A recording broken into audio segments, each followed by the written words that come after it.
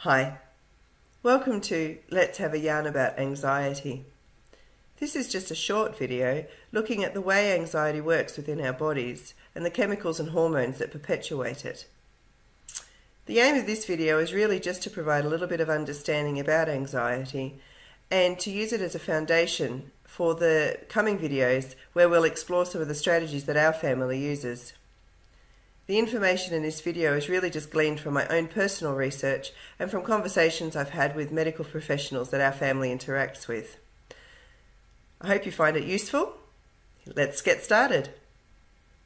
There is no known single root cause of anxiety.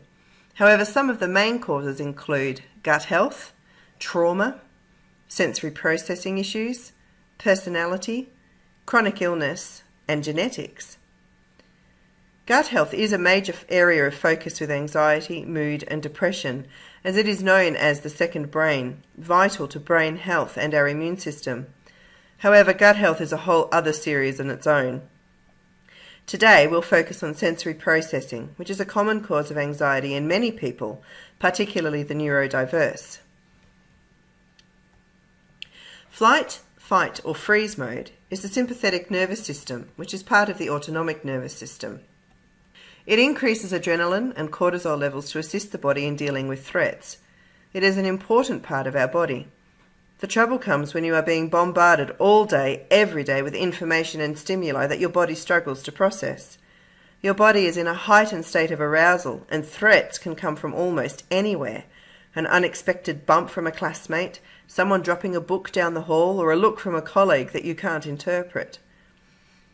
As you can see in this diagram, too many threats lead to freeze or defense mode. Most people live most of their lives in the green zone, with spikes up into the orange zone, which they have strategies and tools to help themselves get back into the green zone. People living with anxiety spend most of their lives in the orange zone at best, and any increase or unexpected stimuli pushes them into the blue zone, into defense mode. If you haven't seen the video, Let's Have a Yarn About Defense Mode, Building Connections, I encourage you to do so, as it will really assist you in understanding how anyone, not just autistic people, can end up in this zone. Understanding defense mode is also the very first step to finding a way out. I will leave a link to that video in the comments. Please check it out, as it's really important that you understand that before you go on to other things. So, the main hormones, neurotransmitters and peptides involved in the pathophysiology of anxiety are norepinephrine, serotonin, dopamine, and gamma-aminobutyric acid, otherwise known as GABA. Others that are inextricably linked with these are melatonin and cortisol. Serotonin, melatonin and cortisol will be our focus today. Melatonin is a neurotransmitter, integral to regulating sleep. The body produces it from serotonin. Production of melatonin is initiated by the pineal gland in the brain as natural light begins to fade.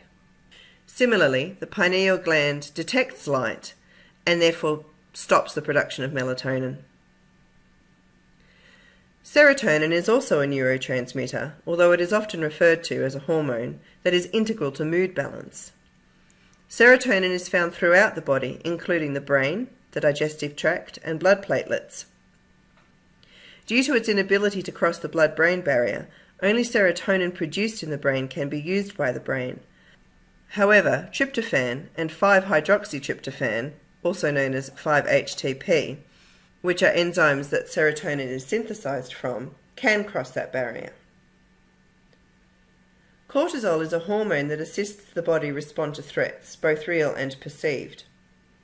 While cortisol has an important role to play, if a body remains in a heightened state of arousal for an extended period, the levels of the hormone increase to such an extent that it impacts upon other hormones and neurotransmitter levels. Of particular interest is the fact that increased cortisol levels correlate with decreased serotonin levels. So as you can see, these three chemicals interact with each other and play huge roles in areas such as anxiety, mood, and sleep. For the neurodiverse, anxiety usually stems from the difficulty they have in processing information, as well as trying to fit in with the world they were born into. This constant anxiety produces increased levels of cortisol, which leads to decreased serotonin, which in turn affects sleep.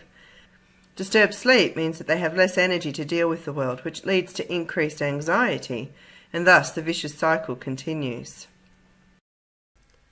Well, I hope you found that helpful, and I've come away with a little bit more understanding about the physiology of anxiety.